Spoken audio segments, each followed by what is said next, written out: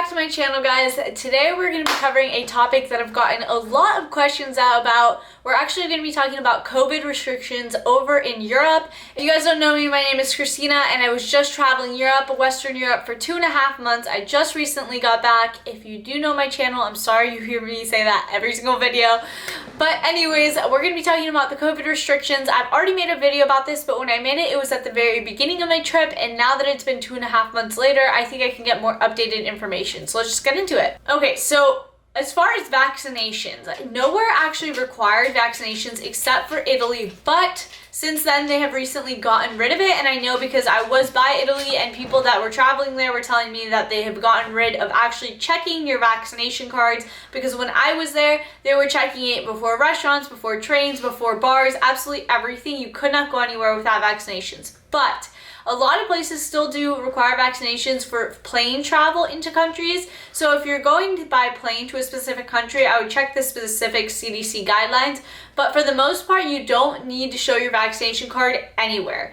The only place that had it was Italy, and then the rest of the time, nothing. No vaccination card, no proof of vaccination, no anything like that. You don't have to be vaccinated.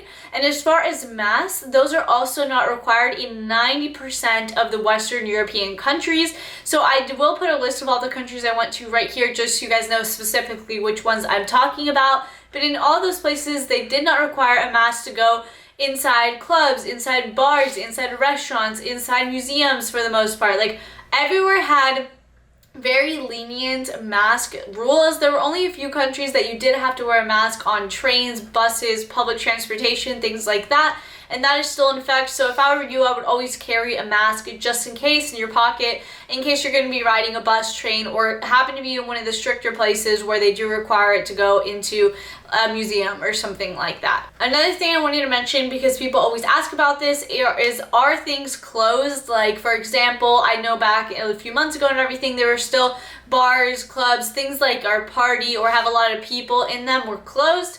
Now, nothing that I've experienced is closed at all. All the bars, all the clubs, all the museums, all the theme parks, all the everything is open as far as my experience. And again, if you go to Eastern Europe, I don't really know the rules there as much, but in Western Europe, pretty much absolutely everything is normal. Everything is back to normal relatively.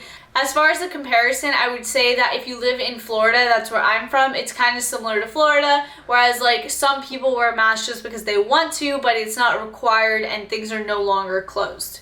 Even in the stricter countries like Italy or Spain, which were definitely the strictest countries, when we were in Spain, that was our last country, and they actually got rid of the requirement to wear a mask out and about in the streets and in stores and everything like that, like 14 days before we actually went. So the further along that we get into the summer, you guys are going to see way less restrictions. So if you're going in a one month or 2 months or something like that, I wouldn't be worried about COVID.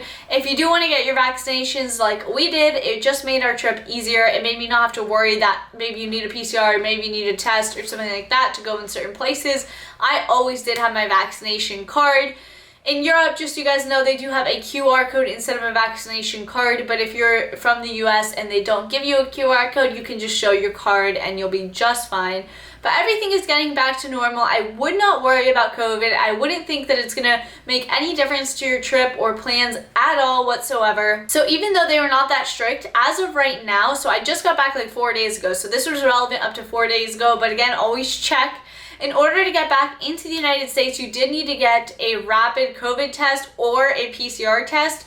So we actually went one day before when we were in Barcelona. Our flight left from Barcelona. One day before, we went and got a rapid PCR. It was $18, I'm pretty sure, and we just went to like the local pharmacy. We got a result, and that is all we needed to enter back into the US. So they didn't ask for proof of vaccination. They didn't check if you were vaccinated to get back in the US. They did only check the rapid test or the PCR test just to make sure that you were negative before coming into the US. So make sure if you're coming back soon that you get your PCR or your rapid test, because they will not let you back in without it. Although they do have a place in the airport to get it, you're just gonna have to go early. We didn't want to deal with that, so we just got ours at a pharmacy the night before. So yeah, I just wanted to update this for anyone that was asking, because I was getting a lot of questions on it. it, but you guys should be good to go. Vaccinations help, but they're not required. And if you want to know about specific countries, always check the actual requirements, because again, guys,